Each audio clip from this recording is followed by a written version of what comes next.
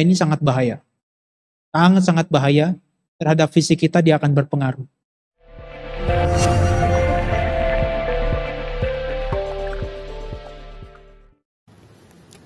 Sotihotu Namo Buddhaya. Sahabat Dhamma dimanapun berada, semoga dalam keadaan sehat dan bahagia. Merupakan suatu karma baik bagi kita semua, karena kita masih mengenal Dhamma.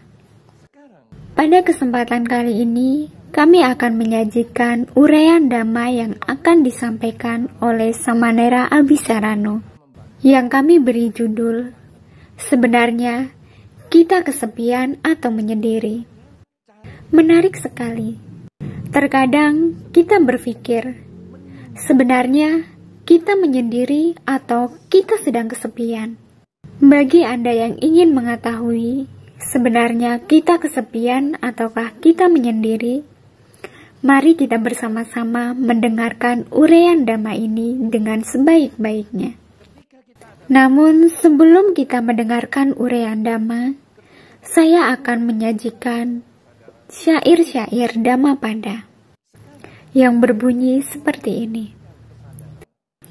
Apabila dalam pengembaraanmu, engkau dapat menemukan seorang sahabat yang berkelakuan baik, pandai dan bijaksana, maka hendaknya engkau berjalan bersamanya dengan senang hati dan penuh kesadaran untuk mengatasi semua bahaya. Apabila dalam pengembaraanmu, engkau tidak dapat menemukan seorang sahabat yang berkelakuan baik, pandai dan bijaksana, maka hendaknya engkau berjalan seorang diri, seperti seorang raja yang meninggalkan negara yang telah dikalahkannya, atau seperti seekor gajah yang mengembara sendiri di dalam hutan. Lebih baik mengembara seorang diri dan tidak bergaul dengan orang bodoh. Pergilah seorang diri dan jangan berbuat jahat. Hiduplah dengan bebas, tidak banyak kebutuhan, seperti seekor gajah yang mengembara sendiri di dalam hutan. Setelah mencicipi rasa penyepian dan ketentraman, maka ia akan bebas dari duka cita dan tidak ternoda, serta meneguk kebahagiaan di dalam Dhamma. Itulah tadi syair-syair Dhammapada yang patut kita renungkan dalam kehidupan kita. Baiklah, sahabat Dhamma dimanapun berada, marilah kita bersama-sama mendengarkan uraian Dhamma tentang sebenarnya kita kesepian atau menyendiri. Selamat mendengarkan. Loneliness dan being alone, kalau dikatakan dalam bahasa Indonesia diterjemahkan kesepian dan menyendiri. Nanti kita akan bertanya-tanya dalam batin kita, apa perbedaan di antara orang-orang yang kesepian dan juga orang-orang yang menyendiri atau menjadi sendiri. Ibu bapak, saudara-saudara sekalian, kenapa saya menyampaikan tema ini adalah karena di masa-masa seperti ini menjadi penting bagi kita, karena hampir dari kita semua sekarang di rumah menghabiskan waktu tidak banyak berinteraksi dengan yang lain. Hampir kebanyakan orang di dunia sekarang, di berbagai belahan dunia sekarang, konektivitasnya terputus antara satu dengan yang lain. Secara tatap muka, saling interaksi dengan secara langsung. Mungkin masih ada yang berinteraksi seperti kita sekarang, ada yang datang beberapa ke wihara, ada juga yang secara virtual mengikuti via YouTube. Nah, oleh karena itu, tidak sedikit di antara kita yang berpikir bahwa ini adalah dilema kalau kita tidak memahami ini kesendirian punya nilai yang positif atau semuanya negatif. kita menjadi tidak banyak berinteraksi dengan orang lain, masih ada nggak sisi positif atau nilai positif yang bisa kita dapatkan? Oleh karena itu, uraian Dhamma pada pagi ini akan sangat penting, Ibu Bapak Saudara-saudara sekalian. Akan saya uraikan sedikit secara psikologi dan juga akan saya uraikan berkenaan dengan keterasingan atau penyendirian yang diuraikan Sang Buddha di dalam salah satu kitab suci Tipitaka bagian Mahanidesa. Nah, yang pertama Ibu Bapak, kita perlu membedakan antara kesepian atau kesendirian dengan menjadi sendiri atau menyendiri. Kalau dikatakan kesendirian, itu adalah seseorang merasa segala sesuatu yang ada di sekitarnya itu menjadi kosong. Dia merasa tidak ada interaksi di antara dirinya dengan orang lain, bahkan dengan dirinya sendiri pun terasa tidak ada. Sehingga dalam satu hari penuh atau dalam 1 jam tertentu atau 2 jam, 3 jam, ketika dia tidak bertemu dengan siapapun, juga di rumah ataupun di tempat-tempat yang sepi, dia merasa seperti tidak ada orang yang berinteraksi dengan dia. Dia seperti merasa segala sesuatu itu menjadi kosong. Tetapi di dalam sisi yang lainnya, kalau kita bicara tentang menyendiri, ini benar-benar secara fisik kita mengasingkan diri dari keramaian. Mengasingkan diri dari keramaian seperti saat ini bukan semata-mata karena kita acuh, tapi karena kita ingin memperdulikan diri kita sendiri, ingin mendengarkan diri kita sendiri, ingin menenangkan diri kita jauh dari keramaian hiruk pikuk dunia. Karena di dalam keseharian kita sudah sangat banyak sekali sebelum masa pandemi berinteraksi dengan satu sama lain. Dan tidak jarang itu menimbulkan rasa stres, depresi, dan sebagainya. Tapi menyendiri, kita hidup sendiri, dalam arti di sini adalah tidak banyak berinteraksi dengan yang lain. Ini juga menjadi satu cara kita untuk menjadi peduli terhadap diri kita sendiri. Ya. Nah, tetapi yang membedakan juga, kalau kita kesepian atau merasa sendiri, merasa tidak ada yang menemani, semua konektivitas kita terhadap lingkungan sekitar kita, hubungan kita dengan yang lain, dengan orang tua, dengan orang yang disayang, dengan pasangannya, kemudian dengan teman kerja, dengan teman-teman yang lainnya, itu semua terputus. Seperti tidak ada hubungan antara kita dengan mereka. Tetapi ketika kita menjadi menyendiri, itu adalah usaha kita untuk sedikit mengambil jarak, untuk jauh dari mereka, tetapi terhubung dengan diri kita sendiri. Sehingga di dalam kesendirian, itu adalah momen yang bagus bagi kita untuk banyak melihat kepada diri sendiri. Ibu Bapak, secara psikologi, ada salah satu penelitian dari Universitas Massachusetts di Boston, itu menyebutkan ketika kita punya kesempatan untuk menyendiri, itu ada setidaknya 3 manfaat yang bisa kita peroleh. Kita bisa mengorganize pikiran-pikiran kita, bahkan efektivitasnya itu meningkat sampai 51%. Artinya setengah lebih dari pikiran-pikiran yang tidak terakomodasi, yang tidak terorganisir dengan baik, ketika kita menyendiri, kita mulai mendengarkan batin kita, mulai mendengarkan ocehan pikiran kita, itu bisa meningkat sampai 51%. Yang kedua, ketika kita punya kesempatan untuk menyendiri, atau dalam bahasa Inggrisnya adalah seclusions atau solitude, bersolitud, nah maka kita bisa punya kemampuan sebanyak 46%. Sebanyak 46% untuk mengenali, untuk memahami, understanding ourselves, untuk memahami diri kita sendiri. Ya ketika perasaan bosan muncul, oh ternyata dia punya karakteristiknya, punya ciri-cirinya begini, tidak nyaman. Ketika marah muncul, oh di dada rasanya panas, di wajah tidak enak. Jasmani-jasmani yang lain menjadi bergejolak. Ketika rasa serakah muncul, oh ciri-cirinya begini. Tanda-tandanya adalah begini, gejalanya adalah begini. Ketika kita merasa takut, oh gejalanya adalah seperti ini, mengkerut, badan terasa menciut dan sebagainya. Dengan kita menyendiri, dengan kita melihat kepada diri kita sendiri, sebanyak 46% kita punya kemampuan untuk meningkatkan memahami diri kita sendiri. Dan satu lagi dari manfaat yang bisa kita peroleh dari kita bersolitude, menyendiri, itu adalah yang penting kita bisa meningkatkan konsentrasi kita sebanyak 18%. Ibu bapak, saya sangat mengerti kalau di dalam kehidupan sehari-hari, ibu bapak saudara-saudara sekalian punya kesibukan yang sangat luar biasa, sehingga konsentrasi, pikiran yang tenang itu sulit untuk diperoleh. Betul atau betul nih? Betul ya? Sehingga kalau kita duduk tidak masalah bermeditasi atau mendengarkan dhamma, sulit bagi kita untuk bisa berkonsentrasi. Kadangkala, kalau tidak pikirannya kacau, mengembara, wandering mind, paling tidak kita jatuh tertidur begitu loh. Ya kan?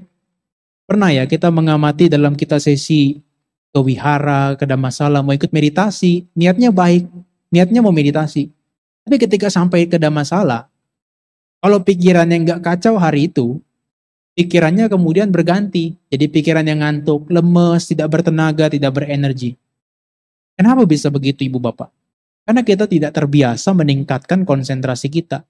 Tidak terbiasa mengembangkan konsentrasi kita. Karena kita dalam keseharian sibuk dengan company kita.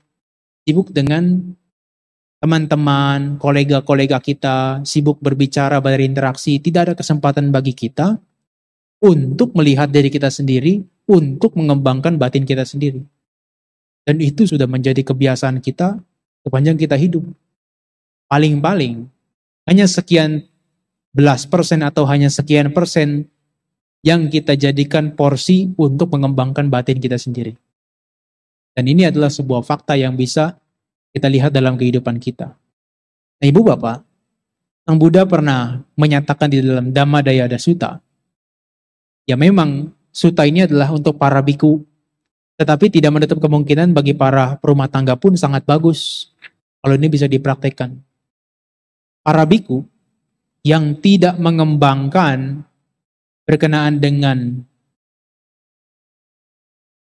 kehidupan yang terasing dari dunia yang dipenuhi dengan hiruk pikuk, kehidupan yang terasing dari kenikmatan indria, dia akan dicela.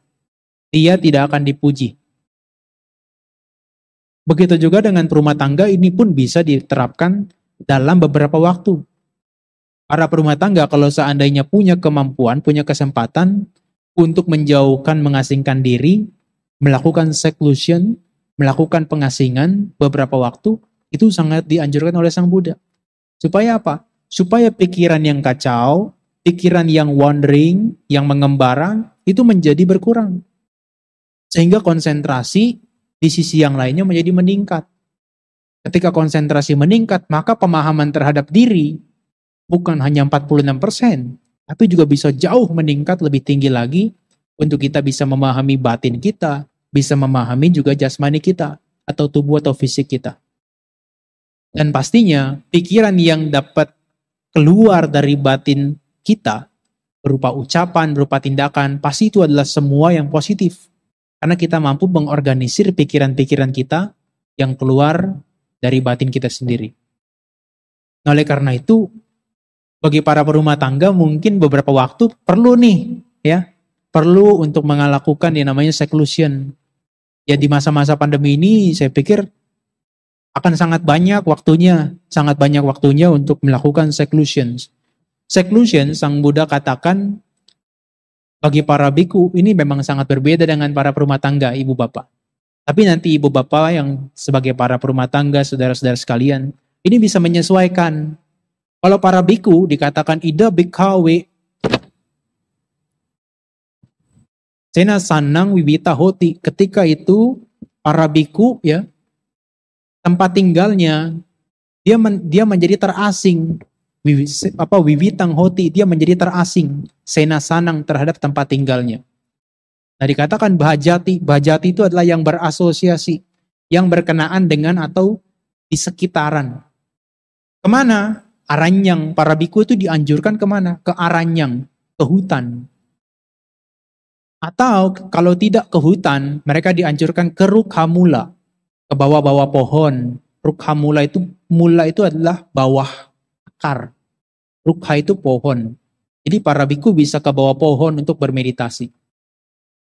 Kemudian kalau misalnya tidak mau, mereka bisa ke Giri Guhang. Guhang itu adalah gua, cave. Ke Giri Guha itu dekat bukit. Ada bukit-bukit yang punya gua, mereka bisa ke sana. Zaman dulu mereka begitu. Atau mereka pergi ke tempat Abokasa. Abokasa itu adalah tempat terbuka, seperti misalnya di lapangan terbuka begitu, mereka bisa ke sana. Atau mereka juga bisa membuat sebuah kuti dari tumpukan jerami. Dalam bahasa Pali dikatakan palalapunja. Nah, dengan begitu mereka bisa mengasingkan diri dari hiruk pikuk yang ada di keramaian secara sosial atau masyarakat yang ada. Kenapa begitu Ibu Bapak? Karena kita, para biku ataupun samanera dan juga sebetulnya para perumah tangga, kalau mau melatih konsentrasi yang cukup lebih tinggi, itu membutuhkan tempat yang cukup kondusif, cukup sunyi, cukup tenang. Karena suara-suara yang ada di sekitaran kita, kalau dalam kita berlatih meditasi, itu bisa menjadi gangguan bagi diri kita sendiri. Artinya bagaimana? Suara-suara yang muncul itu bisa menjadi duri bagi konsentrasi. Kita sedang duduk meditasi, tiba-tiba ada suara teriakan anak kecil. Wah! Kan kalau di kota-kota besar kan begitu ya. Ada suara atau mobil atau motor. Itu sangat mengganggu kita. Oleh karena itu, para biku ketika sudah berlatih sebagai seorang biku, dianjurkan dalam beberapa waktu nanti untuk pergi ke hutan menyendiri untuk berlatih meditasi dan mengembangkan konsentrasi. Nah, para perumah tangga di masa-masa seperti ini juga bisa. Ambil waktu pagi hari atau malam hari. Ada masa-masa di mana pelatihan meditasi secara bersama-sama atau juga bisa melakukan meditasi secara mandiri. Nah, mengambil waktu dalam satu hari katakanlah 20-30 menit, itu adalah waktu yang kondusif bagi kita untuk mengembangkan batin.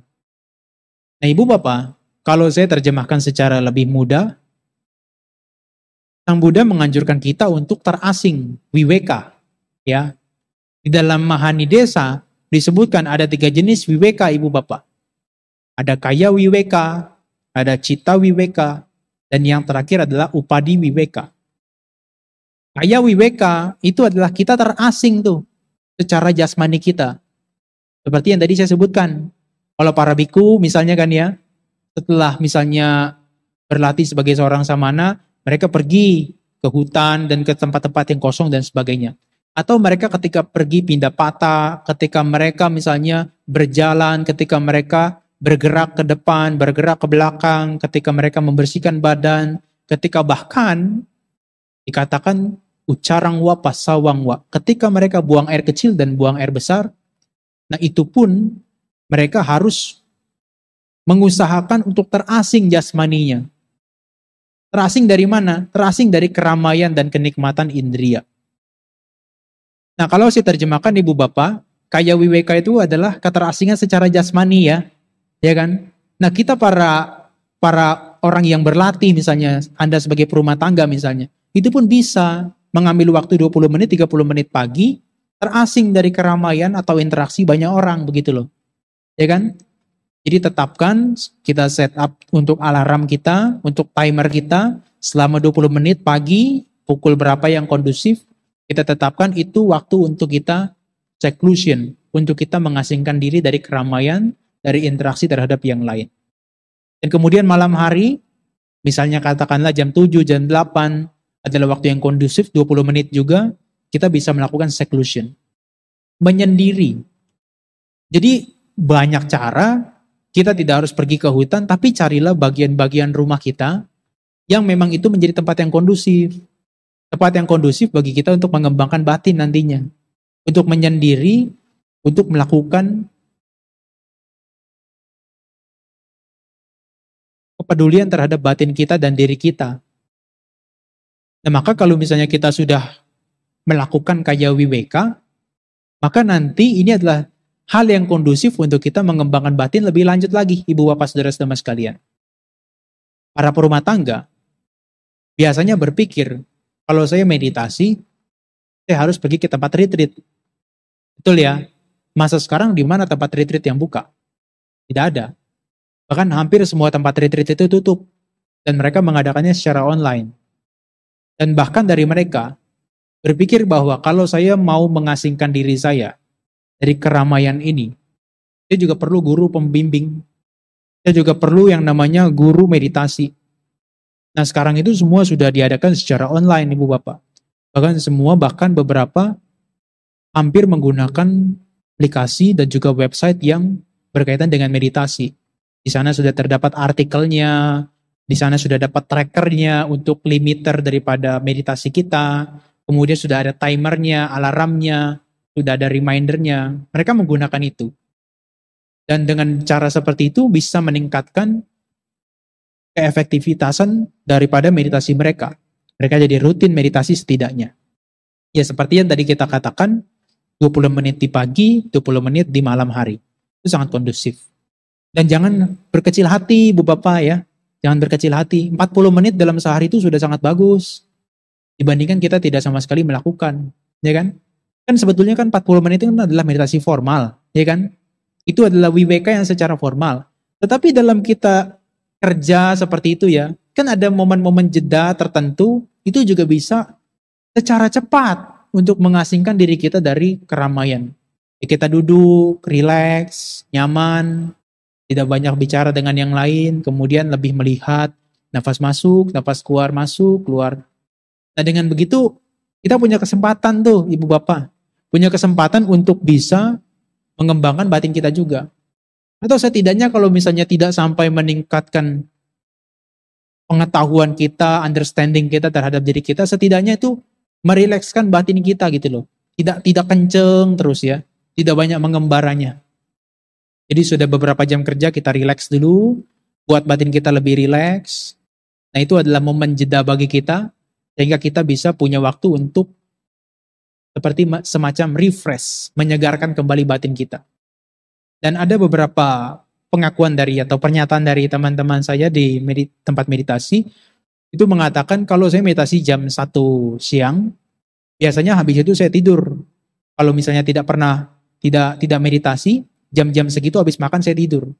Tapi ternyata setelah mereka meditasi jam 1 siang, sampai jam 3 sampai jam 5 mereka segar. Kenapa? Karena badannya, batinnya juga itu seperti di-refresh. Meskipun hanya 10, 20 atau 30 menit mereka memejamkan mata, mengamati nafas, itu batin jadi segar. Begitu juga kalau batinnya segar, jasmaninya jadi fresh. Oleh karena itu penting Ibu Bapak, kita mengambil waktu untuk seclusion, untuk semacam mengasingkan diri sejenak, untuk mengamati diri kita sendiri. Gejolak emosi yang muncul ya kan, kemudian gejolak batin, keserakahan muncul, ketakutan, rasa bosan dan sebagainya, itu bisa diamati tuh. Ketika itu diamati, itu adalah momen bagi kita itu peduli terhadap diri kita sendiri. Ya, nah itu adalah kaya wiweka. Ibu Bapak bisa pergi kemanapun, kalau misalnya malam hari ingin cari yang tempat terbuka, bisalah cari tempat-tempat di balkon misalnya di rumahnya, atau di tempat yang paling atas, atau di halamannya. Kalau malam hari saya anjurkan pakai itu, macam kelambu ya, atau tenda-tenda meditasi. Karena kalau enggak sayang badannya digigitin nyamuk. Apalagi kalau di sini ya, wah di sini tempatnya agak lembab. Kalau malam temannya banyak. Banyak maksudnya adalah nyamuk-nyamuk itu maksudnya. Maka itu perlu tenda meditasi. Ya terserah jam berapa, yang penting kondusif untuk diri kita sendiri. Ya kemudian yang kedua, Sang Buddha tidak hanya menganjurkan para umatnya itu, atau bahkan para biku, hanya untuk mengasingkan diri secara jasmani, Ibu Bapak. Bukan hanya kaya wiweka, tapi ada cita wiweka gitu loh. Ada wiweka pengasingan diri yang secara cita, secara batinnya. Ya, secara batinnya. Bagaimana maksudnya? Ya saya tidak akan bicara panjang ya, berkenaan dengan cita wiweka. Karena kalau kita baca di penjelasannya, wah itu bicaranya sampai dari jana 1 sampai jana 8, Ibu Bapak. Dan bahkan cerita tentang seorang Sotapana, Sakadagami, Anagami, Arhat. Itu sangat, saya pikir nantilah ya kalau kita bicara tahap lebih lanjut.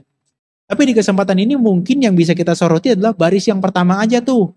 Ya, dikatakan kalau kita bisa terbebas dari niwarana kita. rintangan batin kita. Dalam keseharian Ibu Bapak, dalam keseharian, dalam kita meditasi, latihan formal, atau yang katakanlah meditasi jalan seperti itu, niwarana ini, rintangan batin ini sangat-sangat mengganggu loh. Ya kan? Apa itu mereka? Mereka itu adalah membuat pikiran kita tuh mengajar objeknya. Lari ke objek yang menyenangkan. Betul ya? Apapun yang menyenangkan, 5 indera kita yang dirasa punya objek yang menyenangkan, itu akan dominan ke sana. Maka diumpamakan tuh seperti 6 binatang Ibu Bapak. 6 binatang siapa yang lebih kuat? Kalau diikat masing-masing ekornya binatang tersebut, maka binatang yang paling kuat itu menyeret binatang-binatang yang lainnya. Jadi artinya kalau mata ini menemukan objek yang dominan itu yang menyenangkan misalnya, maka kita cenderung melihat, senang dengan hal tersebut. Ketika kita mendengarkan suara yang merdu, telinga kita tuh seperti satu ekor binatang yang ditarik terus-menerus, terbawa hanyut ke sana. Mendengar sesuatu yang menyenangkan. Nah itu adalah rintangan batin yang pertama. Rintangan batin yang kedua itu sebaliknya Ibu Bapak, yang gak menyenangkan. Ya, batin kita cenderung tidak nyaman. Atau duduk meditasi, aduh gak nyaman nih. Pantat sakit, pinggang pegel, punggung juga sakit. Nah, itu juga merupakan suatu hal yang bagian rintangan batin. Ya.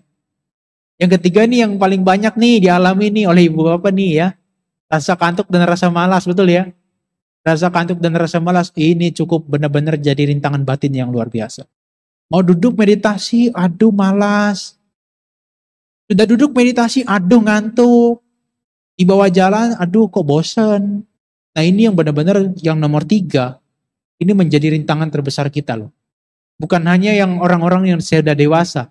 Bahkan mereka yang masih muda, kalau sudah ketemu yang ketiga ini usahanya harus ekstra. Kenapa? Karena kalau enggak usahanya ekstra banget ya, ini bisa hanyut. Kalau sudah misalnya di tempat duduk meditasi, asana begini pun ya, itu kepala bisa nempel ke lantai loh. Dalam hitungan menit, 5 menit bisa nempel ke lantai. Karena enggak ada usaha yang ekstra Ibu Bapak. Yang ketiga ini memang perlu usaha yang ekstra. Nah yang keempat ini batin kita cenderung cemas, gelisah, khawatir. Kita khawatir terhadap apa yang mau kita kerjakan. Aduh habis ini saya mau ngerjakan apa ya? Sehingga kita duduk di sini batinnya sudah mengembara ke depan gitu loh. Ya kan? Atau di momen yang sama kalau misalnya tidak mengembara ke depan, kita ingat yang lalu gitu. Batin kita balik ke masa lalu, aduh flashback, aduh enak, gitu nyaman, menarik, menyenangkan. Aduh menyakitkan, kenapa bisa begitu? Pikiran kita cenderung gak bisa diam. Itu rintangan nih Bu Bapak. Ya, rintangan. Nah yang terakhir nih yang cukup berat nih rintangannya nih. Yang cukup berat artinya ya karena kita kurang pemahaman ya. Kurang pemahaman tentang ajaran-ajaran Buddha atau kurang pemahaman tentang praktek kita sebetulnya. Kita punya keraguan-raguan. Nah lagi duduk meditasi nih ya. Sudah punya kesempatan nih, kayak Wiweka, sudah mengasingkan secara jasmani, duduk meditasi. Tiba-tiba mengamati nafas masuk, keluar. Berpikir dia, ngapain saya kayak gini ya? Buang-buang waktu loh. Ini gak penting loh begini. Ini gak ada kemajuan bagi saya. Ini gak ada gunanya. Nah itu keraguan-raguan Ibu Bapak. Kita kalau punya keraguan-raguan, itu diibaratkan seperti bola bundar. Itu digelindingkan di tempat yang miring begitu loh. Kira-kira kalau bola yang bundar, sesuatu yang bulat, digelindingkan di tempat yang miring, berhenti nggak dia? Nggak berhenti Ibu Bapak. Kalau seandainya kita punya keraguan-raguan, batin kita tidak akan pernah berhenti berpikir. Dari sini ke sana. Ini tidak memuaskan, lari ke sini cari jawaban yang lain. Ini tidak memuaskan, cari jawaban yang lain. Inilah pikiran kita, cita kita, yang setiap saat diganggu oleh rintangan batin. Oleh karena itu Buddha menganjurkan ketika sudah punya kaya wiweka, sudah punya kesempatan untuk terbebas dari jasmani secara dari keramaian, maka kita juga harus membebaskan batin kita dari rintangan batin, Ibu Bapak. Ini yang paling mudah loh ya. Paling mudah ini, karena kalau saya teruskan ini sampai jana ke-8, ini akan sangat kompleks Ibu Bapak. Harus seperti ini, harus meninggalkan ini, meninggalkan ini. Tapi yang paling mudah ini adalah kita mengatasi dulu nih rintangan batin kita yang 5 tadi di dalam kehidupan sehari-hari. Ya, Kalau kita bisa mengatasi mereka, ini adalah kesempatan bagi kita untuk bisa mengasingkan batin kita dari berbagai macam rintangan batin, Ibu Bapak. Ya. Nah, masalahnya begini. Mereka berpikir ya, yang bermeditasi, katakanlah 20 menit, 30 menit, 1 jam, atau bahkan yang mereka sudah bermeditasi di tempat-tempat retreat sampai 10 hari, 2 minggu, dan sebagainya. Mereka berpikir kalau mereka sudah di tempat meditasi, mereka dapat semua kenyamanan yang ada yang mereka harapkan begitu loh, ya kan? Oh, kalau saya nanti di tempat meditasi, saya mau duduk 2 jam, 3 jam, begitu kan ya? Saya pasti nanti kalau atas sila pasti kuat. Kalau saya nanti tidak akan bicara sama yang lain. Nanti 10 hari saya akan tutup medsos saya. Tapi ketika nyampe di sana Ibu Bapak, kayak wibeka sudah terjadi, ya kan? Pengasingan secara jasmani sudah terjadi. Cita wibekanya nggak terjadi. Pengasingan secara batinnya nggak terjadi Ibu Bapak. Batinnya justru ketika sampai di tempat retreat atau mau meditasi, itu justru dibuat kacau. Seperti hutan belantara. Waduh, tempatnya nggak enak. Penginapannya tidak nyaman. Tempat meditasinya banyak nyamuk. Panas, nggak ada AC-nya. Berisik. Nggak menyenangkan di sini. Makanannya pun nggak mendukung. Waduh, komplain batin kita. Muncullah ketidaksukaan. Muncullah keinginan untuk pulang. Kapan ini saya bisa pulang nih ya? Nah itu yang mengganggu batin kita Ibu Bapak.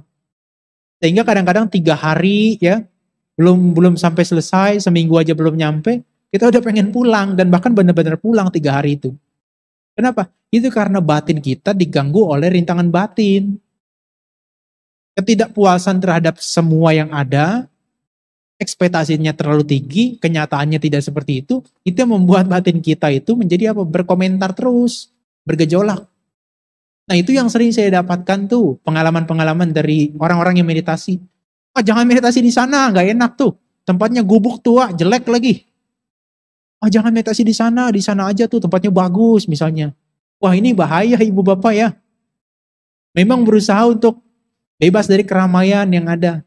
Tapi yang berkaitan dengan cita wibekanya ini bukannya dibebaskan dari rintangan batin, justru malah ditambah ya.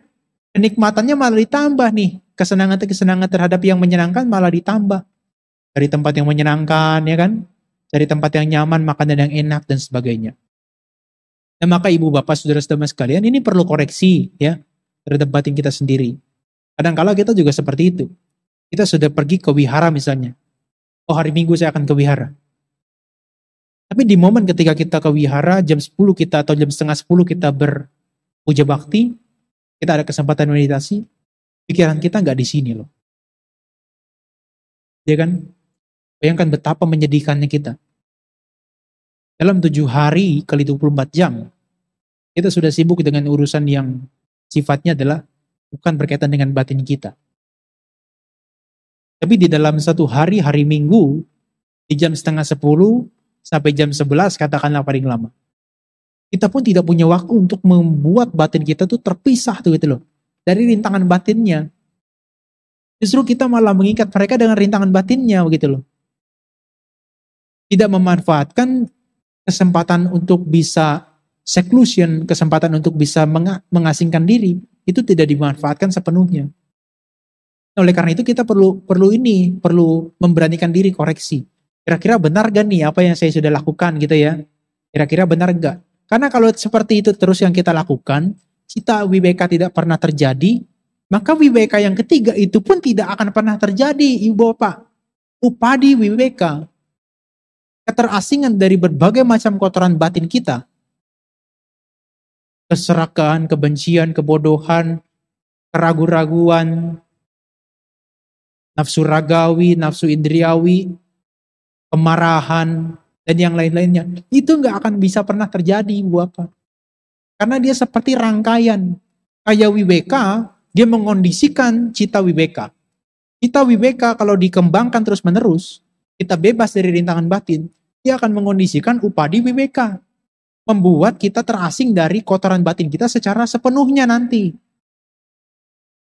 Kalau di dalam penjelasannya upadi wibeka ini adalah kita sebagai orang yang batinnya terbebas dari belenggu-belenggu batin. Ya, jadi kita terbebas nih dari belenggu-belenggu batin. Ya misalnya terhadap sesuatu yang respon kita yang menyenangkan, atau katakanlah respon kita yang mengejar objeknya, yang menolak objeknya. Nah kita sudah terbebas dari hal-hal seperti itu Ibu Bapak. Tapi kita perlu renungkan lagi, bagaimana itu bisa terjadi kalau kita melakukan cita wiweka aja tidak sempurna. Kita melakukan cita wiweka aja masih putus, masih nyambung. Putus nyambung, kadang-kadang tidak dilakukan. Maka kita perlu renungkan nih, bukan hanya para biku Ibu Bapak dan saudara-saudara sekalian. Ini bagi para perumah tangga pun bisa direnungkan. Ini kayak wiweka nih, ya hari Minggu misalnya jam 9:30, atau katakanlah meditasi dimanapun pagi atau malam, atau tempat retreat, ini sudah dilakukan nih, ya kan? Sudah di tempat yang seharusnya. Tapi ketika mau melakukan cita wiweka, pengasingan secara batin dari kotoran atau rintangan batin, ini sulit dilakukan. Karena kita selalu mengejar yang sifatnya adalah berlawanan dengan ini, begitu loh. Atau sesuatu yang bersekutu dengan rintangan batin kita. Kita tidak mengondisikan batin kita ini justru menjadi terasing dari rintangan batinnya. Nah, ketika ini sudah tidak terjadi, harusnya kita koreksi, kita evaluasi. Harusnya saya seperti apa? Kalau saya sudah di tempat yang seperti ini, saya harusnya seperti apa? Karena apa? Karena ini menjadi investasi, menjadi tabungan untuk terjadinya yang ketiga. Untuk terjadinya yang dikatakan sebagai keterasingan dari kotoran batin secara sepenuhnya. Ya, yang dikatakan sebagai kita mencapai tingkat-tingkat kemajuan batin, kemajuan secara spiritual. Nantinya bisa punya keyakinan yang kuat terhadap Buddha Dhamma dan Sangha. Nantinya yang berkaitan dengan keserakahannya menjadi berkurang, kedermawanannya menjadi sempurna, kemudian kebenciannya menjadi berkurang, cinta kasihnya menjadi berkembang. Ini tidak akan terjadi kalau cita wiweka ini tidak dikembangkan, Ibu Bapak. Orang-orang berpikir kalau sudah kaya wiweka, pasti cita wiweka. Enggak. Itu tetap membutuhkan usaha kita. Itu tetap membutuhkan upaya kita. Maka Ibu Bapak jangan berpikir para biku, ketika mereka sudah hidup jauh dari kehidupan rumah tangga, mereka nggak perlu ngapa-ngapain lagi. Nggak begitu Ibu Bapak. Jauh dari kehidupan rumah tangga, jauh dari kehidupan rumah itu hanya kaya wiweka. Tapi upaya untuk cita wiweka itu adalah usaha yang lainnya. Ya. Jadi para biku pun itu sama seperti Anda sebetulnya. Untuk mencapai upadi wiweka, mereka semua juga, kita semua ini membutuhkan usaha untuk melakukan keterasingan secara batin. Mengasingkan dirinya atau batinnya itu dari rintangan-rintangan batin. Maka kita berusaha untuk apa? Latihan meditasi, Ibu Bapak. Latihan mengembangkan kedermawanan, latihan mengembangkan cinta kasih. Nilai-nilai luhur ini akan berakumulasi, ya. Kedermawanan, cinta kasih, kemudian kebijaksanaan. Ini dia akan berakumulasi, membuat batin kita menjadi bertransformasi, ya. Sehingga nanti upadi wiweka, keterasingan secara kotoran batin secara sepenuhnya, itu nanti akan benar-benar bisa terjadi. Kalau para biku pun sudah melakukan kaya wiweka, tapi tidak melakukan cita wiweka yang kedua, maka upadi wiweka pun tidak akan terjadi. Ini sama hukumnya, bukan hanya bagi para perumah tangga, tapi bagi para biku pun begitu, ya. Jadi ajaran Buddha itu adil, Ibu Bapak, ya. Nggak memihak, nggak mendiskriminasi. Oh ini hanya untuk para biku gitu ya. Oh ini hanya untuk perumah tangga, enggak. Jadi ya dimasukin Sang Buddha, kita perlu ya berpikir untuk mengambil waktu, menentukan waktu, porsi waktu kita untuk menyendiri. Karena kalau kita sudah bisa punya pemahaman yang benar terhadap kita being alone, menjadi menyendiri, maka kita tidak akan pernah merasakan yang namanya loneliness, merasakan kesepian. Ya, kalau orang merasa kesepian itu mudah galau, mudah takut, mudah gelisah, mudah cemas, mudah khawatir. Ini adalah ciri-ciri orang yang kesepian. Tapi kalau orang yang bisa being alone, bisa menyendiri, mereka justru orang yang bisa meningkatkan kreativitas, konsentrasinya tinggi, pemahamannya tinggi, dan bisa mengenali intimate terhadap berkenaan dengan diri mereka sendiri, itu juga punya keintiman yang cukup baik. Maka kalau kita memahami dari tema ini, loneliness dan being alone, maka kita pilih yang mana? Mau menjadi orang yang kesepian atau orang yang mampu menyendiri? Kalau saya pilih yang being alone, bisa mampu menyendiri. Jadi dimanapun saya berada ya, dimanapun saya berada, saya bisa menerima kondisi yang saat itu terjadi. Tidak timbul kecemasan, tidak timbul gelisah. Barangkali tidak munafik punya kecemasan, punya kegelisahan, tapi itu bisa segera diatasi, ya, karena mampu menyendiri. Nah, masa-masa pandemi seperti ini, kalau kita tidak mampu untuk menyendiri, maka akan terjadi loneliness yang banyak bertubi-tubi dalam kehidupan kita. Kita akan menjadi orang yang kesepian, mudah tidak punya dukungan dalam kehidupan kita, merasa tidak ada yang mendukung, merasa tidak punya daya juang hidup. Nah, ini sangat bahaya. Sangat-sangat bahaya terhadap fisik kita, dia akan berpengaruh. Maka kita dari batin kita ini perlu kita perhatikan juga. Perlu kita peduli terhadap batin kita. Terhadap 3 jenis pengasingan ini. Secara jasmani sudah dilakukan, secara batin dilakukan terhadap rintangan batin, kemudian nanti hasilnya adalah upadi wibeka. Kita akan benar-benar bisa terasing secara seluruhnya, secara sepenuhnya dari rintangan-rintangan batin. Nah, Ibu Bapak, saya pikir penjelasan saya berkenaan dengan wibeka, penyendirian atau pengasingan cukup sampai di sini. Demikianlah tadi uraian Dhamma yang telah disampaikan oleh Samanera Abhisarano tentang kesepian atau menyendiri. Sudah dijelaskan sangat jelas oleh Samanera Abhisarano tentang apa itu kesepian, apa itu menyendiri. Jadi, sekarang kita bisa mengetahui sebenarnya kita kesepian atau kita sedang menyendiri. Bapak, Ibu, serta saudara-saudari sedama yang berbahagia, semoga apa yang telah disampaikan ini bisa bermanfaat untuk kita semua, sehingga kita tidak lagi kesepian, tetapi kita bisa menyendiri tanpa kesepian, tanpa ketakutan, dan kecemasan yang berlebihan. Semoga kita semua berbahagia dan semoga semua makhluk berbahagia.